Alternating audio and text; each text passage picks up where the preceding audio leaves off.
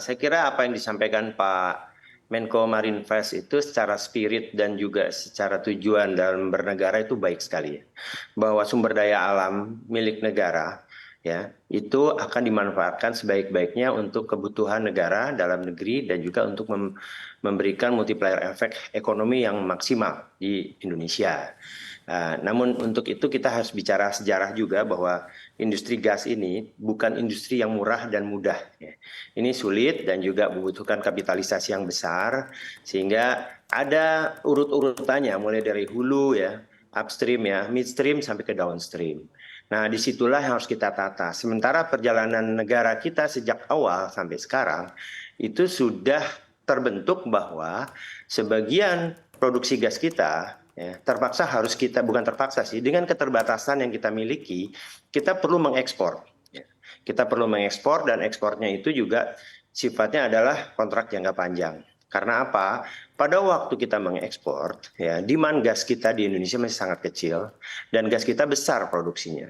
Investasinya besar juga dan kita membutuhkan investor yang kelas dunia ya, bahwa untuk menghasilkan gas itu perusahaan nasional pada saat itu belum sanggup dari sisi kapitalisasinya.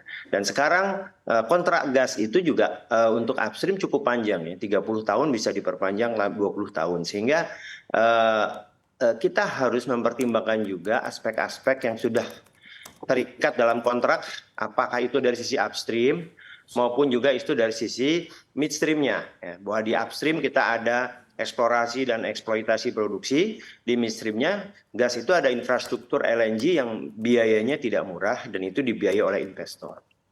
Nah, dari situlah pada waktu itu Indonesia berkelebihan, ya. Demandnya sedikit di dalam negeri, tapi kita produksinya besar sehingga kita eksporlah ke Jepang, ke Korea, ke Cina dan lain sebagainya. Nah, dengan bertambahnya kita ekonomi berjalan, saat ini kondisi kita demand dalam negeri itu masih mulai meningkat ya, kebutuhan mulai meningkat dan industri berkembang begitu cepat. Namun sayangnya juga industri kita berada terfokus di Indonesia bagian barat. Ya. Sementara cadangan gas Indonesia di bagian barat pun sudah mulai terbatas. Ya. Kalaupun masih ada, tapi masih belum bisa memenuhi kebutuhan yang ada di dalam negeri. Namun cadangan terbesar ada di Indonesia Tengah dan Indonesia Timur, ya, yaitu Kalimantan, Sulawesi, dan juga Papua. Bahkan nanti akan ada di Masela. Nah, disitulah menjadi sesuatu ketimpangan ya, antara supply itu yaitu upstream dan midstreamnya ya. Kemudian demandnya itu lebih banyak di Indonesia bagian barat. Nah, ketimpangan ini berupa apa? Berupa adanya infrastruktur ya. Yang bagaimana caranya yang membutuhkan gas di barat itu bisa mendapatkan keperluannya dengan harga yang ekonomis untuk industrinya, namun sumber gasnya ada di tengah dan timur. Ya, betul Bapak. Itu saya kira sementara itu dulu, mungkin nanti bisa kita kembangkan lagi.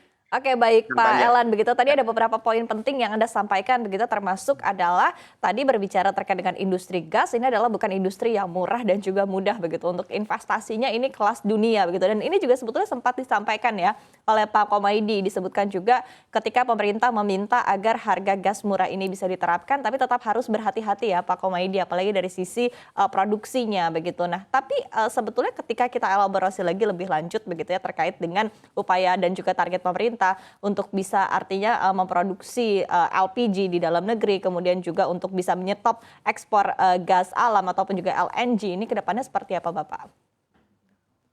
Iya, sebetulnya kalau berdasarkan RUEN kan targetnya mungkin di 2035-2036 ya untuk kita akan relokasi ke dalam negeri, tetapi tentu subject to kebutuhan di dalam negeri seperti yang disampaikan oleh Pak Elan tadi ya, Mbak. Jadi kalau gas ini kan sifatnya unik ya, berbeda dengan minyak meskipun satu kesatuan di migas begitu. Jadi kalau gas ini ketika belum ada komitmen pembelian begitu belum bisa diproduksikan karena kan memang tidak bisa ditampung seperti di produksi minyak begitu ya Mbak. Jadi ada beberapa hal yang menjadi concern, saya kira spiritnya bagus yang disampaikan oleh Pak Luhut dalam konteks untuk memenuhi kebutuhan dalam negeri, saya kira bagus. Harapannya juga ini untuk expand atau menambah jangkauan supaya harga gas khusus tadi bisa diperluas begitu, yang di capping di 6 US dollar per MMBTU sampai di titik serah di plant gate-nya begitu ya, di penerima gasnya begitu. Nah,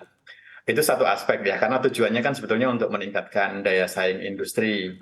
Kalau dari satu sisi dari kepentingan industri dan daya saing tentu positif, tetapi yang perlu dilihat begitu, ada beberapa hal nih catatan kami dari Reforminer, dari studi yang kami lakukan selama implementasi harga gas khusus, paling tidak selama 3 tahun terakhir itu serapannya selalu di bawah dari alokasi. Itu yang pertama. Yang kedua, ada nilai kehilangan dalam artian memang kan ini dilakukan dengan pemerintah menyadari akan mengurangi PNBP gas, dan itu di dalam akumulasi 3 tahun terakhir mungkin kisarannya di atas 30 triliun begitu ya. Nah, harapannya kan pemerintah akan mendapatkan kompensasi itu dari tambahan penerimaan pajak dan yang lainnya, dividen termasuk dari industri penerima harga gas khusus. Tetapi kalau dari informasi yang ada sampai sejauh ini, besaran yang dikorbankan oleh pemerintah dalam tanda petik, karena kemudian pemerintah merelakan untuk bagian penerimaan negara dari PNBP gas berkurang, itu belum sepadan dengan yang diterima dari tambahan penerimaan dari pajak dari sektor-sektor industri penerima harga gas khusus tadi begitu, Mbak. Nah, ini yang saya kira perlu dipertimbangkan oleh pemerintah karena biayanya secara langsung nih, biayanya langsung, tetapi manfaatnya masih potensial. Nah, kalau kita bicara daya saing, harga gas ini hanya salah satu faktor sebetulnya, karena daya saing itu dibentuk oleh puluhan faktor.